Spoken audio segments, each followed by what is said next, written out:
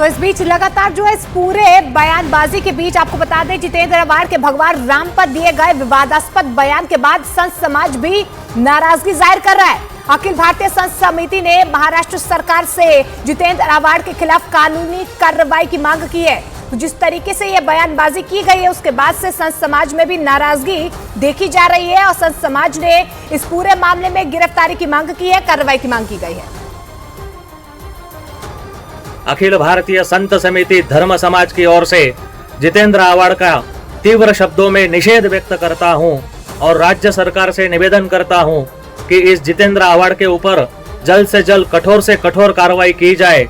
जो हिंदू जन भावनाओं को हमेशा दुखित करता है, उसकी अज्ञानता उन्होंने समाज के सामने रखी है और मैं उनको आह्वान देता हूं कि राम और रामायण के ऊपर नासिक आकर शास्त्रार्थ करे और अपना ज्ञान सिद्ध करे, अन्यथा समस्त हिंदुओं से माफी मांगे। तो इससे पहले भी विपक्ष के कई नेताओं ने सनातन पर विवादास्पद बयान दिया था। आइए आपको बताते हैं किन किन नेताओं ने सनातन पर इस तरीके से बयानबाजी की है।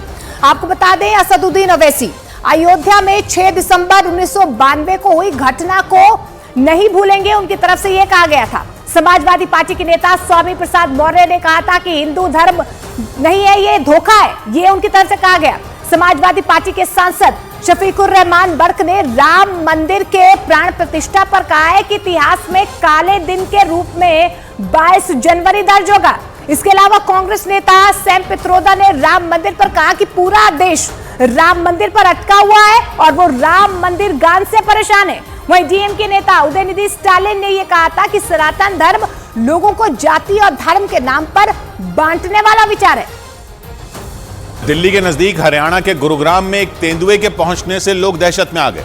वहां के नरसिंहपुर इलाके में उस तेंदुए को टहलते देख लोग खौफ से भर गए, क्योंकि वो तेंदुआ वहां मौजूद एक घर में घुस गया। इसका जो वीडियो सामने आया उसमें वो तेंदुआ उस घर के एक हिस्से से तेजी से भागता हुआ आता दिखाई दिया। वो तेंदुआ उस घर के दूसरे हिस्से में मौजूद एक कमरे में घुसने के लिए तेजी से भागता हुआ गया, लेकिन उस कमरे का दरवाजा बंद था और इसीलिए जैसे ही उसने उस कमरे में घुसने के लिए छलांग मारी, वो उस कमरे के दरवाजे से टकरा गया। इसे देखकर उस कमरे में मौजूद लोग बुरी तरह डर गए।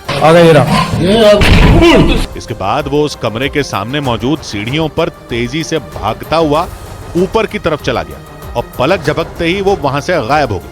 नरसिंहपुर के रिहायशी इलाके में उस तेंदुए के आने से वहां हड़कंप मच गया, क्योंकि वो तेंदुआ तेजी से भागता हुआ वहां के घर से दूसरे घर में छलांग मार रहा था और उसकी वजह से वहां रहने वाले लोग दहशत में आ गए। वहां से जो वीडियो सामने आया उसमें वो तेंदुआ रिहायशी इलाके में इधर उधर घूमता नजर आया।